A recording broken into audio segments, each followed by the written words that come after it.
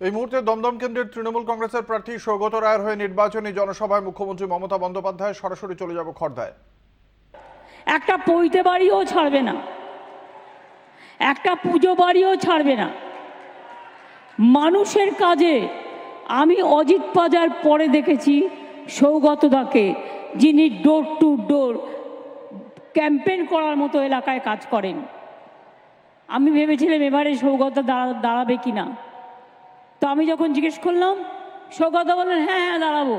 আমি ভাবলাম বা ভালোই হলো, সৌগত দাঁড়ালে আমার তো চিন্তার কোনো কারণ নেই।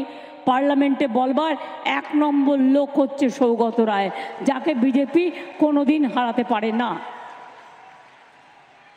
মাইকেটা বাড়াও। আমি সৌগতদাকে বলবো আপনি নেক্সট মিটিংয়ে যান, আমি আসছি। আমি যখন বাড়ির থেকে বেরোচ্ছিলাম, বাপরে বাপ আমাদের ওখানে কী বৃষ্টি হয়েছে, 1 হাঁটু জল জমে গেছে।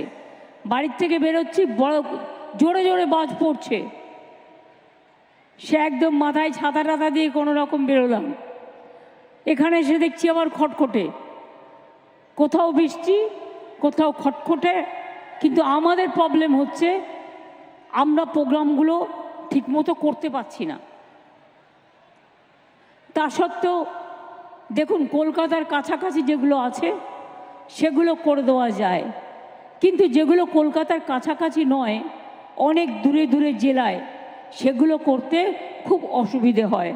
যেমন আমার খুব চিন্তা আছে, 24 তারিখে আমার সাগরদ্বীপে মিটিং আছে, সাগরে, গঙ্গাসাগরে, ওদিকে রায়দিঘিতে মিটিং আছে, ওদিকে বাসন্তীতে মিটিং আছে। আমার মাথায় একটু চিন্তা হচ্ছে, কিন্তু যাই হোক দেখা যাবে, এখন ওটা নিয়ে ভাবছি না। আগে দূরের মিটিংগুলো হয়ে গেছে, আর 2 দিন আমার দূরের মিটিং বাকি আছে, যেখানে আমার হেলিকপ্টার প্রয়োজন।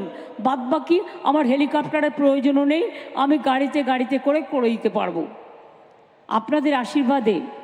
আপনারা জানেন আমি কবে বাড়ি থেকে বেরিয়েছি, 31শে মার্চ, আর আজও চলছে। কোনোদিন জীবনে 2 মাস, 2.5 মাস, 3 মাস ধরে নির্বাচন হয়নি। এই প্রথম বিজেপি দলের কথায় নির্বাচন হচ্ছে 2.5 মাস, 3 মাস ধরে। তার কারণ ওদের নেতারা যাতে জায়গায় জায়গায় আরাম করে 2 দিন ঘুমিয়ে 3 দিন পরে একটা জায়গায় গিয়ে পৌঁছতে পারে।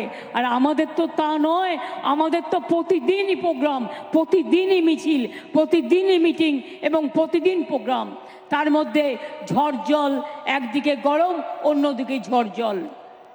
এই অবস্থার মধ্যে দাঁড়িয়ে আমি আবার বলি, ইলেকশন কমিশনের ভাবা উচিত ইলেকশন দেবার আগে। গরমে লোকে কত কষ্ট পাচ্ছিল বলুন তো। আমরা ছুটি দিয়ে দিলাম 22 তারিখে বাচ্চাদের, 22শে এপ্রিল ছুটি দেওয়ার কথা 8ই মে।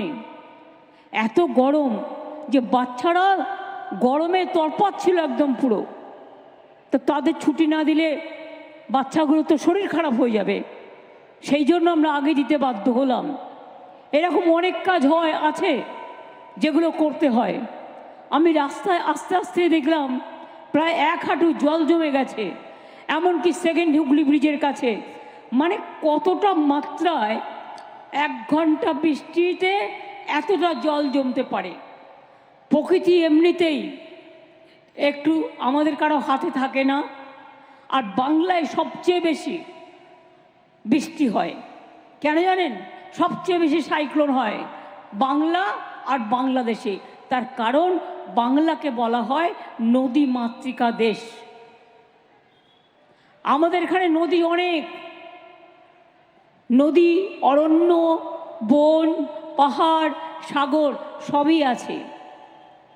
তার মধ্যে নদীর সংখ্যা এত বেশি যে কল্পনা করা যায় না। আমি খড়দা নিয়ে নতুন করে কিছু বলতে চাই না। আমার সাথে এমএলএ শোভনদেব আছে। যখন কাজল মারা গেল সেই সময়টা আমি ভাবলাম কি হবে, হাতের সামনে কাউকে পাচ্ছিলাম না, আর আমাকে নিজেকেও ভবানীপুরে দাঁড়াতে হবে।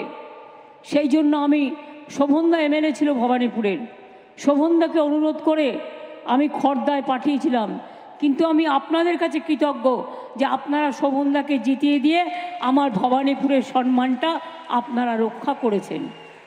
কারণ শোভনদাও খুব পুরনো রাজনীতিবিদ।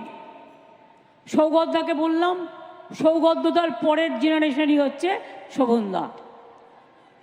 আপনি আগে কি করে হয়? সৌগতদা আপনার পরে বলে আমার 3 বছর ছোট। আচ্ছা, সৌগতদা দেখে তো মনে হয় না।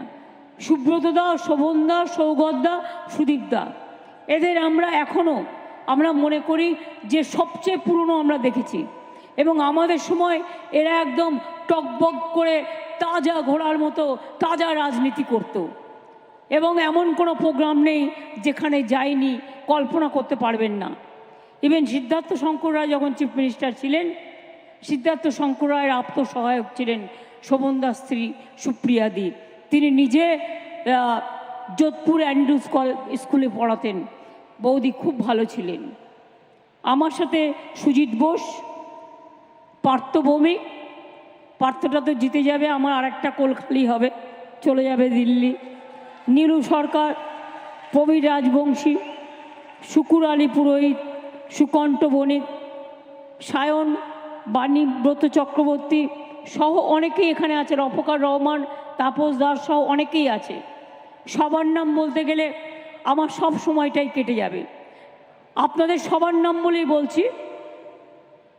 মিউনিসিপ্যালিটির সব কাউন্সিলর, গ্রাম সভা থেকে আগত গ্রামের সকলে, পঞ্চায়েত সমিতি, জেলা পরিষদ, ফ্রন্টাল অর্গানাইজেশন, ব্লক, জেলা, প্রদেশ নেতৃবৃন্দ সকলে এবং আমার সহসাথী সাধারণ মানুষ, আমি ডিটেলস আলোচনা করছি না, কারণ আপনারা সবাই জানেন বাংলায় যা উন্নয়ন হয়েছে সে উন্নয়ন কোথাও হয়নি।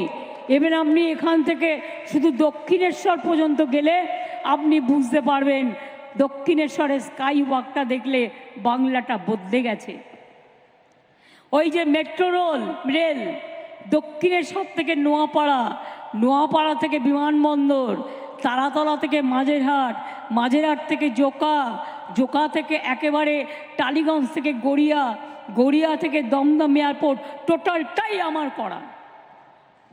আমি ব্যারাকপুর নিয়েও একটা প্ল্যান করছিলাম। যাই হোক, পরে যদি কোনোদিন আমাদের পার্টি আবার আসে ক্ষমতায়, চেষ্টা করে দেখব।